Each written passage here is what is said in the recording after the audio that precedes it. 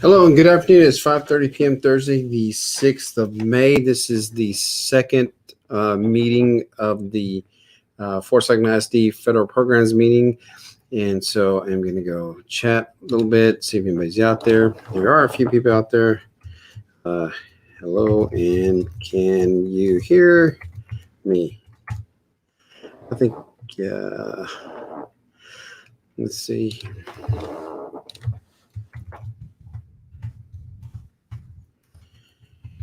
It is a wonderful day today. Hopefully everybody had a good day. Oh, and I got Twitter to work, so I think we're in better shape for our Twitter fans out there, so that's good. And I am going to add the banner here. Save that. Today we're going to go over a couple of things. Same as what we did on Monday. This is, like I said, the second version of the second, not version, but the second. Rosemary's here. Shout out to Rosemary Sanchez, and I'm glad she's there. She's a great supporter of the schools, and she's always on. And I thank you for being on. Let me know. So shout out to Rosemary for being the first one to let us know if she can hear us and see us. So thank you very much. Like I said, I'm going to go over a few things with us today. Within the chat, I'm going to put some things that I'm going to ask you to do. There's going to be three. I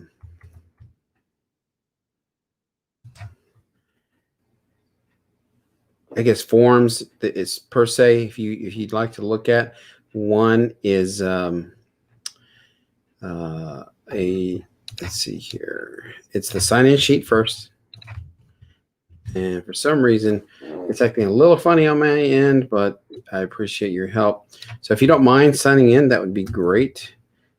Just click on there, put your name, phone number. I don't know if it does. I think that's questionable if you want to put it in or not. And then the second link is a Padlet that you can ask questions. And then the last one is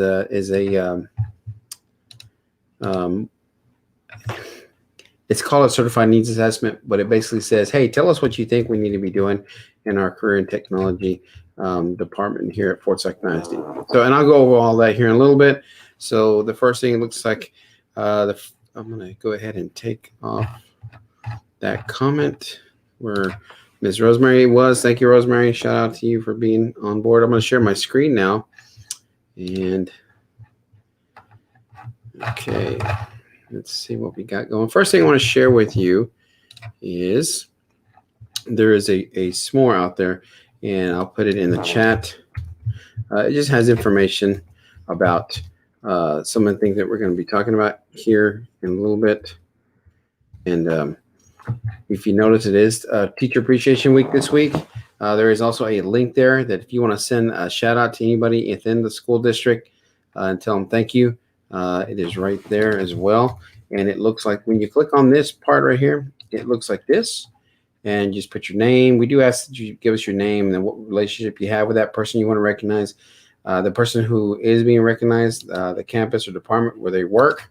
And then just tell us a little bit about, why you would like to thank them for doing some, whatever it is they're doing in our school district. We have a lot of great people doing a lot of great things. And so we do appreciate you recognizing those people that are the unsung heroes a lot of times.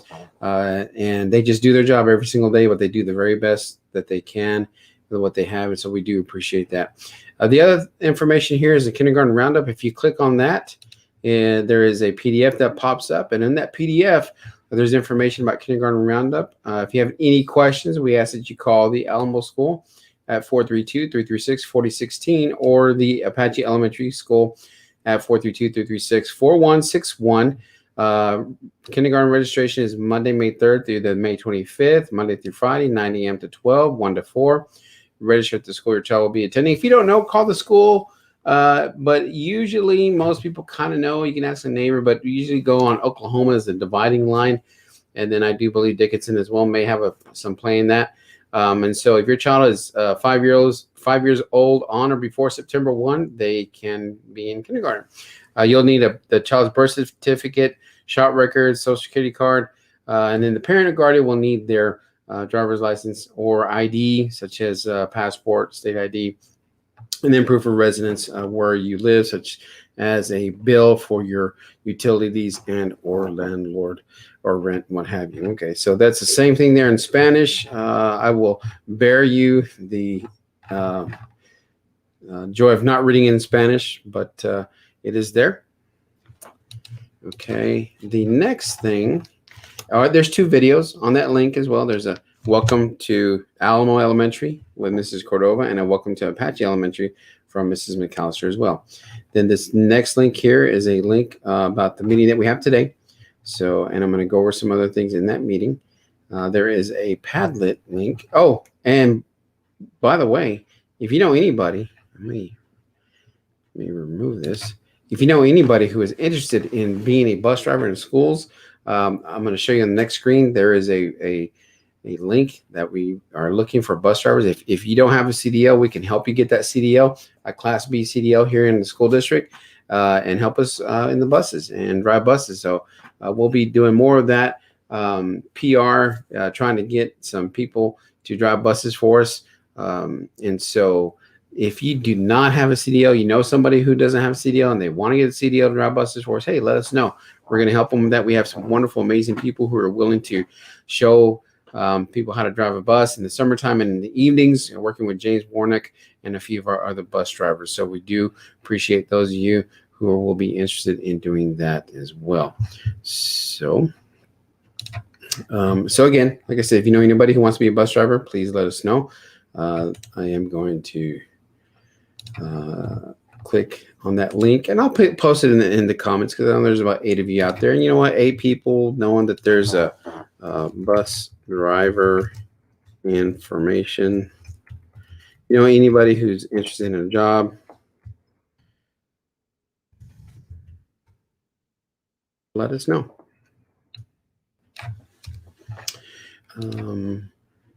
It is right here. This is where they apply. And I think we are, oh man, in shape there. Okay.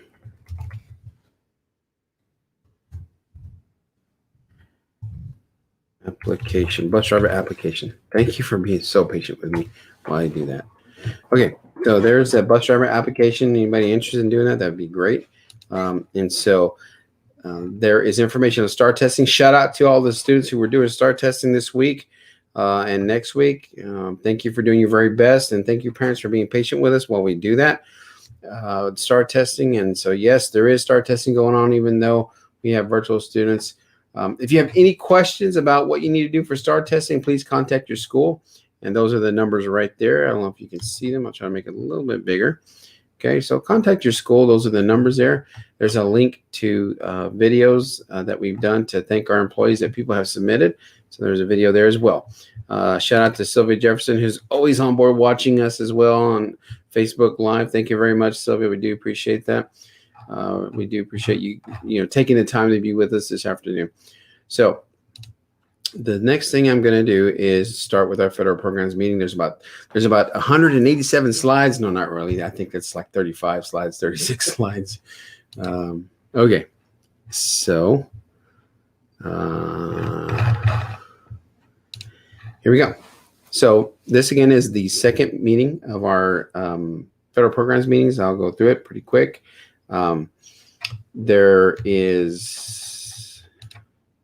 We went over the 3 forms about submitting questions. If you have any questions, please submit them. Here it looks like this. You can submit them online. Is a school virtual tomorrow and Thursday? Is a high school? There was a question. I just see it right now. It says, is high school virtual tomorrow and Thursday? Yes, the high school is virtual for the students who are not testing. So I'll need to answer that here in a little bit. But if anybody answers that question, I'll answer it for you. But if they have any questions, they call the high school. But yes, the high school is virtual for the students only who are not testing. So hopefully that helps. But the Padlet link is there. I will paste it here as well.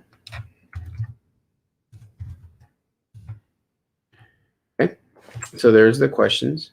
We're covering a lot of things that we would normally cover in a normal meeting, but due to the fact that we're still kind of a little worried about COVID-19, that's what we are going to be dealing with today. So again, there's a submit your questions, a sign-in sheet, please. Sign-in sheet, sign the sign-in sheet, please. It is right here. All you got to say is give us your information. That would be greatly appreciated. Please do that. And I'll continue. Okay. This is a requirement through the federal government that we have annual meetings that we just explain certain parts of our federal funding. The majority of the federal funding comes from what's called Title I, Part A, and I'll go over that more here in a little bit. And basically, it's to improve student achievement in academics, and it tells us that parents have the right to be involved in schools and have the right to be able to make decisions relating to their children's education. So that is something that we are able to do, and so with our students and our schools, and so we do appreciate that. So that is the main goal of the federal program system, Title I, Part A. And again, there are certain plans in place for the federal funds and state funds that we get for our educating our children. And we have in place what's called a district improvement plan, which impacts the district. And then we have what's called campus improvement plans, which impacts the campuses. And they're just blueprints that of how we can focus on improvement and what we can do to get better at STAR and give students the extra help they need and be efficient with taxpayers' money. And keeping parents involved and engaged with their students' learning. And so that is what we do. There is a committee, and if you want to volunteer and be a part of a committee on your campus or your student's campus, and at the end, we will, there's information there just to let your principal know, okay? There is a policy and compact, which is basically just a big word. The way it's described in the federal government, words and descriptions it's just a parental involvement policy, and that's all it is.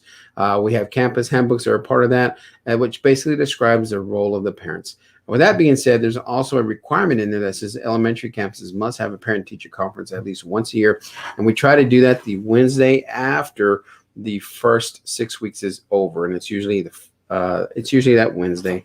We don't have school at the elementary level, but they schedule these parent meetings throughout the day at the elementary campuses.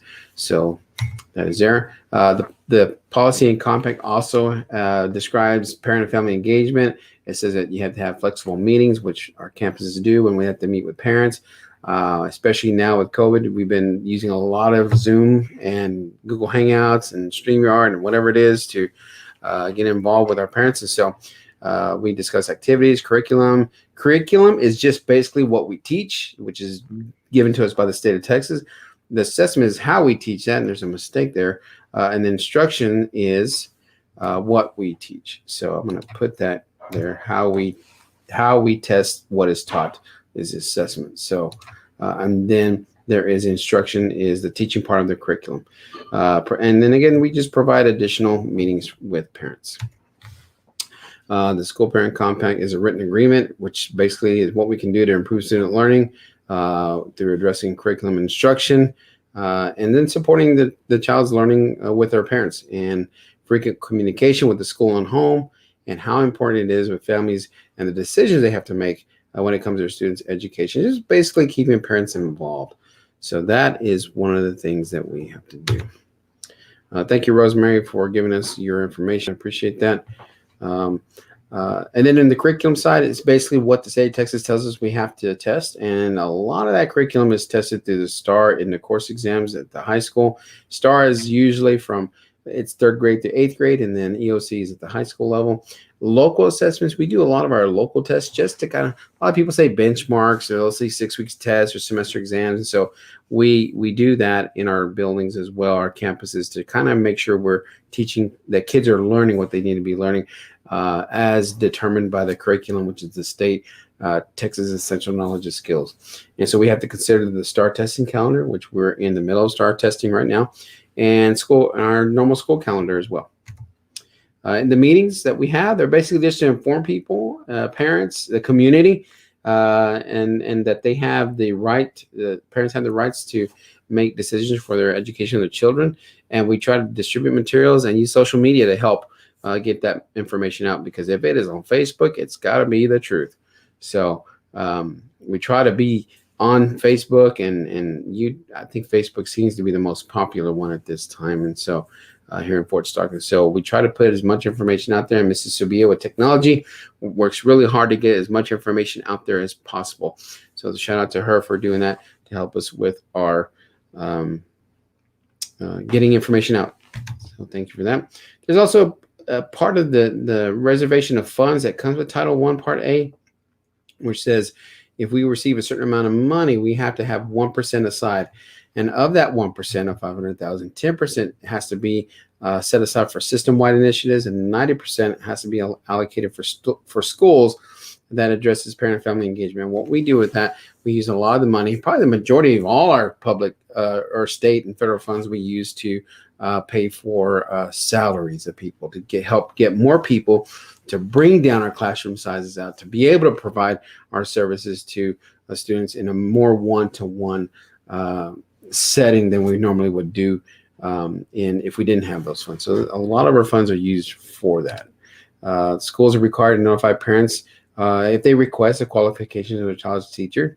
And then the other thing, that's on the next slide, if you have any questions on that, you can always check with your school office or district office to make that request, and we can help you with that. There is a parent's right to know that if there is a teacher who does not meet applicable state certification requirements, we must let them know in a letter mailed to them. And I always give the example of, you can have an attorney who is not certified to teach class, or someone with a doctorate, or someone who's teaching college, but because they don't have a teaching certificate, but they're able to teach college, they don't have a teaching certificate to teach kids in high school or whatever campus it is. And so there are certain situations where that does happen, and we just inform our parents of it. And that is a law that was done back with George Bush Jr. From a law. It was called No Child Left Behind. And that's something that's still in place with the federal government. And so we do comply with that. And it's usually done after 4 consecutive weeks of that person being in the classroom. Fortunately, we are very lucky to work with what's called alternative certification programs. We have really 3 different routes for someone to be certified to be a teacher. It's the college university level, alternative certification level, and then what we call like the CTE, where work experience can allow you to be able to teach in the school setting because you bring that work experience to the kids. For example, it can be an ex-police officer who's teaching law classes for our kids. And so those are the 3 routes that you can go through. And there may be more routes, but those are the main 3 ones that we go to get our staff to be certified to teach for our kids here in Fort Stockton. There's evaluations that we do in late spring. We just look at all the things we did all year long to see if it was something that worked out for us and worked out for everybody else in the schools, and just basically to improve. We're in the people business and we're in the improvement business. So that's basically what we're here about, And so that is, we look at that every single year. We're always evaluating whether it's day to day. If you're a teacher, it's class to class. If you're a principal, it's day to day. You're always looking at how to make things better. And so that's something we do. We're in the improving business and student business and people business. And so something we deal with. And so we just do that all the time. And again, we look at evaluations of questionnaires, surveys, meetings, committees, evaluation tools, report findings. And so we do all those things. The other thing I want to go is the overview of all the federal funds and state funds that we get from the federal government and state government. And those federal funds are Title I Part A, which I'll go over here in a little bit, which for the most part is just educational disadvantaged students or economically disadvantaged students. Title I Part C is the migrant program, funds that we receive for that. Title II Part A is teacher high quality retention. Title III is ELA, which is English language acquisition. Title IV is educational disadvantage, economically disadvantaged as well. The Perkins is CTE, which is career and technology. There's also Title V, which is rural education. State Comp Ed, which is SCE, is to help with all the at-risk students, and I'll go over what makes a student be an at-risk student. There's the CARES Act, which is fairly new, which is ESSER 1, and there's also ESSER 2 and ESSER 3 funds that we're still waiting from the federal government to receive as well as every other school in the state of Texas and the country. And there's IDEA, which is Individuals with Disabilities Education Act. B for special ed and preschool. And so the majority of our funds are used to provide extra staffing in the district, to lower class sizes, to lower the amount of services that a individual has to provide for students in in our schools. And so we may have a speech therapist who's can go from helping out 50 kids working really hard with 30 kids, or we can have a teacher. And some of our in some school districts across the state of Texas, what we hear from a lot of our teachers who come work here in Fort Stockton is that they have classroom sizes of 35. Well, that's not how we do things here in Fort Stockton. We're very fortunate that we have our classroom sizes low, and that is what we use. The majority of these funds is to keep class sizes low for our students, for our teachers to give what you would consider more one-on-one instruction, because if there's 20 kids in the classroom, it's a lot easier to give one-on-one instruction with 20 kids than it is with 30 kids or 35 kids. And so that is the main source of the funds is used as far as in the classroom. Title I Part A, again, is for educational disadvantaged students, economically disadvantaged students. It's improving the basic programs for the entire educational program, and it really impact the lowest achieving students, and that we use effective methods and instructional strategies with evidence-based research. I will tell you this, the number one factor in education of students is a great teacher. So shout out to the teachers who are working hard to do their very best in times that we've had a struggling year to go through, and hopefully we have a wonderful year. I know we will. We'll have a much better year next year, so thank you for doing all you do. There's Title I Part C, which is Migrant Services. That is for students whose families are temporary or seasonal work in agriculture and fishing industries. There's about 5 million students in Texas, and out of that 5 million, 27,000 would be considered migrant students. Unfortunately, I think sometimes out here where we live, we have migrant students whose families work in the oil field industry or the energy industry. They are not considered migrant, but I kind of feel in my heart that those students that move from town to town in the West Texas area because of where their parents have jobs is considered migrant, but the state of Texas does not see it that way. Neither does the federal government, but we know that those students need some help.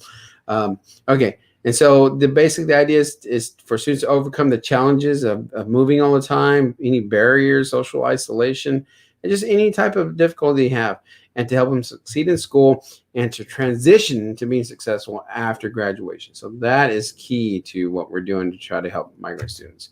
Title II Part A is supporting effective instruction, student achievement, in improving the quality and effectiveness of teachers and principals and other school leaders. The intent is for funding is to support educators with the overall quality of instruction. So again, how do we improve that? We give them professional development, and we make it easier for them, because it is easier to teach 20 kids than it is to teach 40 kids in the classroom. And so we try to ensure equity for all our students that have that in our classrooms in Fort Stockton ISD. There's Title III Part A, which is only really geared towards English learners and immigrant students, and it's people who are struggling with the English language. And the whole idea is to help them with the achievement of English language to do well on the STAR test. And people say, why are you always focusing on the STAR test? Well, unfortunately, that's what we get measured on. So that's what we have to deal with. And so they'll go with that money we use to help fund the staff that we need to help with those students who are struggling with the English language. The other part of this, and a lot of it is with a lot of federal funds, is that there's a word called supplement and supplant. Well, there's things that you can supplement, just basically says that supplement means you add to, all right, to enhance, expand, increase, extend. Supplant means you replace it. So in other words, let's just say you wanted to fix your car. You need to replace tires, but you're going to go ahead and use the money from the groceries to fix those tires. Well, so a lot of times we're not allowed to do that, but we're able to supplement the money we were going to use to do that, but it can be all of it. So the whole idea in Title IV is student support and academic enrichment, which provides students with a well-rounded education, academic outcomes, improvement academic outcomes through the use of technology. And again, it's to supplement but not supplant. So there's a little bit of money that we use to help make classroom sizes smaller, to give our staff the training that they need to be better in what it is that they're doing to help student achievement. We went over what supplement and supplant is when it comes to federal dollars. Title V Part B is the Rural Education Initiative, or REAP. It's just the name they call it. And basically what it says is, hey, you're Fort Stockton. You guys are rural school districts, and we know there's some challenges out there. So we're trying to give you a little bit more funds to help with those challenges that you face. So we receive allocations, money, to be effective in meeting the intended purposes of educating our children. So that is out there as well for us, that we get some funds or money, to provide the education we need for our students in our rural part of the country and the state of Texas. And then we have the state compensatory education program. That is basically one thing. You have to help kids who are struggling on performance on assessments. And the goal is to get them to high school, to complete high school, and it's usually disadvantaged students and at-risk students to increase academic achievement. There's 14 at-risk indicators. In other words, there's 14 ways you can be considered at risk.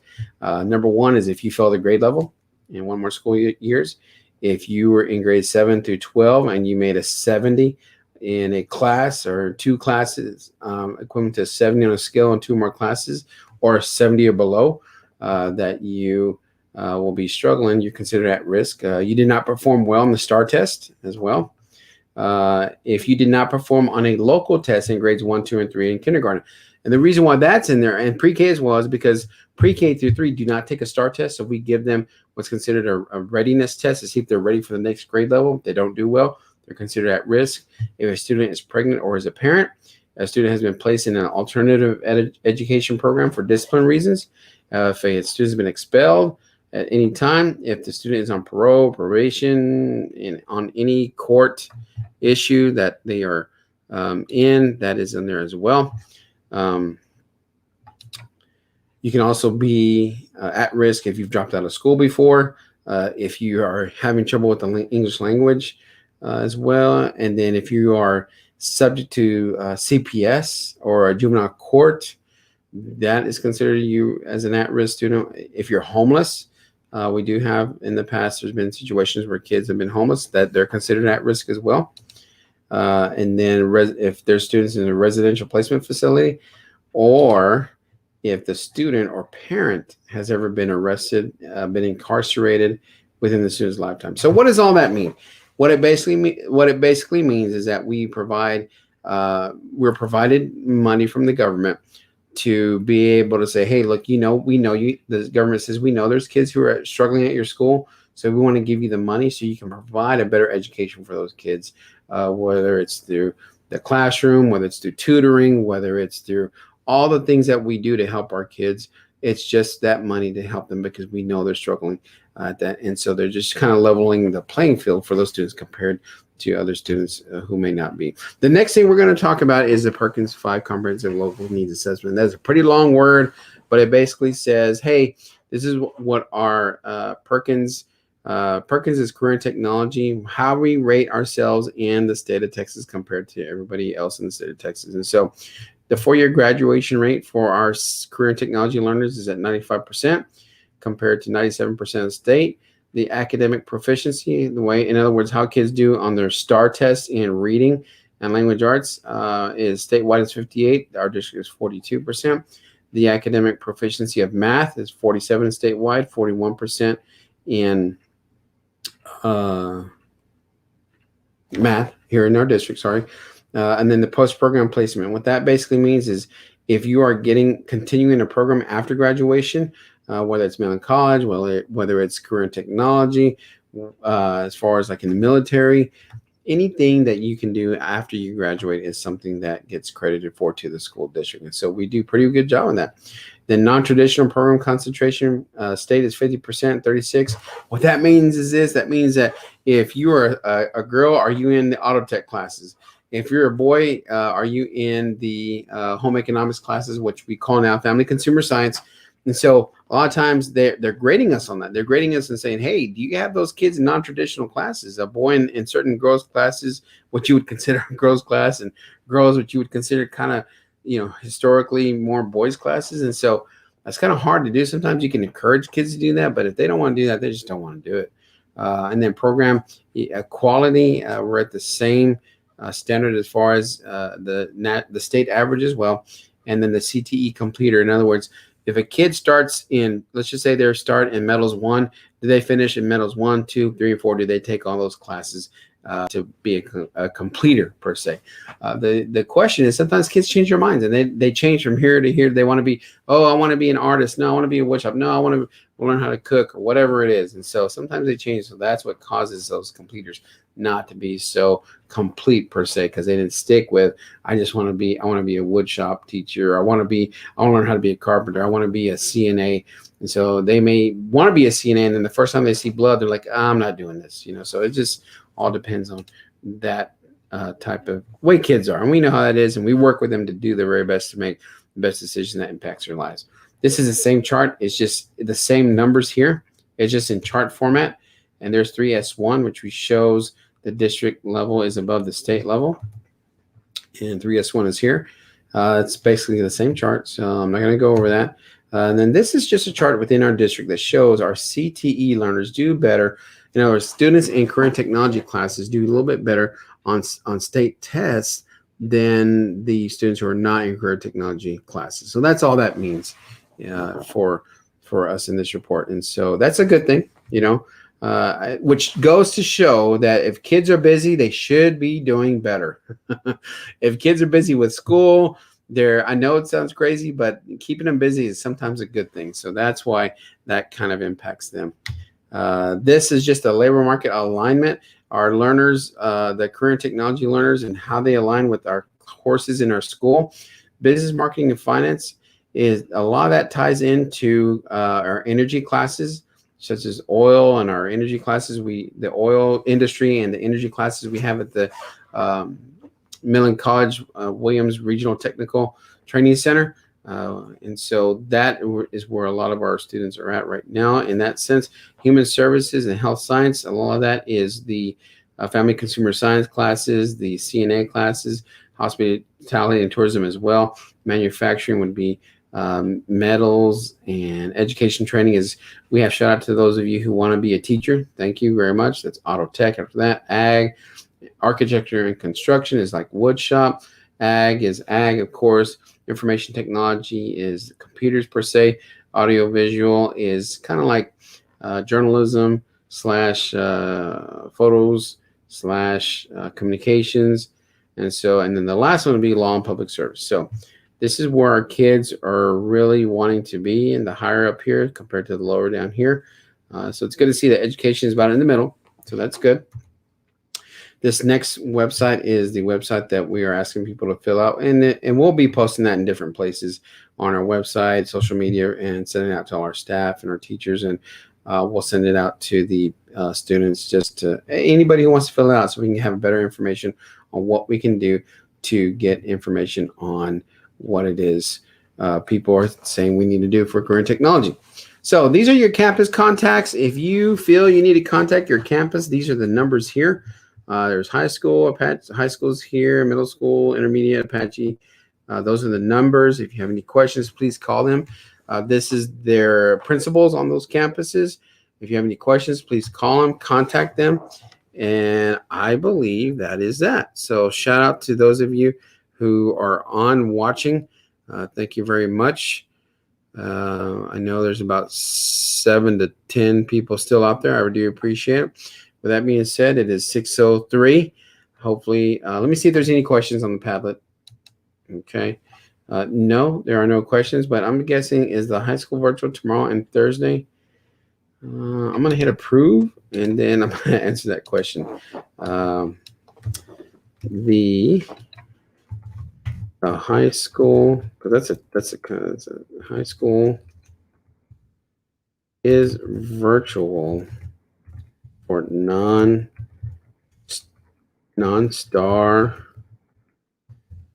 EOC testers on, well, I guess Wednesday.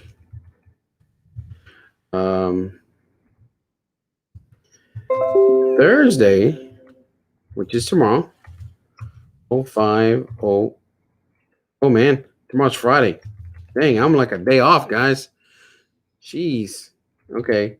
And Thursday was today. Yes, if you didn't test, you were a virtual learner at high school. It only involves that campus. Tomorrow is Friday. Sometimes the days kind of get mixed in. It's makeup testing for those campuses that we're testing. But if you have any questions, please contact your campus. That's the number one way to get a hold of people and know what's going on, because they're ready to answer the questions on that campus. And sometimes individuals think we know everything, and sometimes I'll be honest with you, sometimes we do know about things, but we don't really know everything as far as the details that we're able to help you. So please get in contact with your campus if you have any questions. Everybody goes back to school tomorrow for Fun Friday. Okay, I think that is it. Thank you again for those of you who were on board. I appreciate it. Thank you for the privilege. I'm going to wait a little bit longer, see if there's any questions. I don't see anything.